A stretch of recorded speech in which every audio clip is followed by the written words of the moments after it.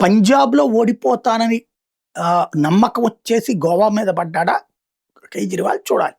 వాస్తవంగా ఆమ్ ఆద్మీ పార్టీ పెట్టి 15 ఏళ్లయితే మొదట్లో ఏదైతే ఢిల్లీలో అధికారంలోకొస్తే, ఆ తర్వాత కాలంలో పంజాబ్‌లో అధికారంలోకి వచ్చారో 10, 15 ఏళ్ల తర్వాత.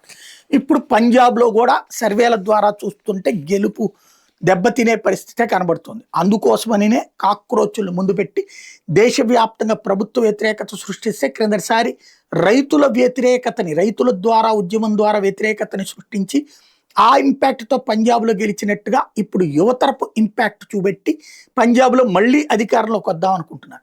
లేనప్పుడు అధికారంలోకి రావడం, ఉన్నప్పుడు అధికారాన్ని కాపాడుకోవడం అన్నది ఉద్యమాలతో వర్కౌట్ అవుతుంది అనేది సందేహం వచ్చినట్టుంది. అందుకే గోవా మీద కాన్సంట్రేట్ చేశారు. గతంలో కూడా గోవా అసెంబ్లీకి కాన్సంట్రేట్ చేశారు, దెబ్బతిన్నారు. స్థానిక ఎన్నికల్లో కాన్సంట్రేట్ చేసి దెబ్బతిన్నారు. గుజరాత్, గోవాల్లో ప్రయోగం చేసి విఫలమైన ఆమ్ ఆద్మీ పార్టీ ఈ దఫా సీరియస్‌గా దృష్టి సారిస్తోంది. కేజ్రీవాల్ దృష్టి సారిస్తున్నాడు అనడానికి సాక్ష్యం అక్కడ ఇచ్చిన హామీ. గోవాలో గెలిస్తే 5 రోజుల్లోపే E20 పెట్రోల్‌ని నిషేధిస్తాను. అది కనుక జరగకపోతే మేము ఈ రాజకీయాలనే వదిలేస్తాను, సన్యాసం తీసుకుంటానని చెప్తున్నాడు కేజ్రీవాల్. గోవాలో ఫర్ ఎగ్జాంపుల్ గెలిచారనుకుందాం ఆమ్ ఆద్మీ పార్టీ, ఎందుకంటే కాంగ్రెస్ బలహీనంగా ఉంది కాబట్టి. అసలు సమస్య ఎక్కడొస్తుందంటే E20 అనే ఆయిల్ రాష్ట్రాలు చెయ్యవు, కేంద్రానికి సంబంధించినటువంటిది. ఆయిల్ కంపెనీలన్నీ కేంద్రానివే, అందులో రాష్ట్రాల నుండి ఆయిల్ వచ్చేదే కేంద్రం నుండి. ఈయన గోవాలో నిషేధిస్తే ఆయిల్ యానికి తెచ్చిస్తాడు? పక్క దేశాల నుండి వితౌట్ ఇది తీసుకొచ్చిస్తాడా?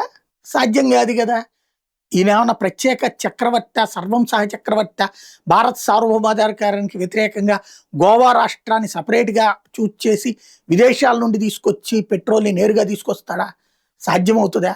ఎందుకు ఇట్లాంటి నాటకం ఆడుతున్నాడంటే, జనానికి అర్థం కాని భాష కాదు, జనానికి ఏదో ఒక స్పైసీనెస్ కావాలి. ఆ స్పైసీనెస్తోనే ఆ రోజున అవినీతి వ్యతిరేక పోరాటం అంటూ అన్నా హజారేని అడ్డం పెట్టి అధికారంలోకి వచ్చాడు, రైతులను అడ్డుపెట్టి అధికారంలోకి వచ్చాడు.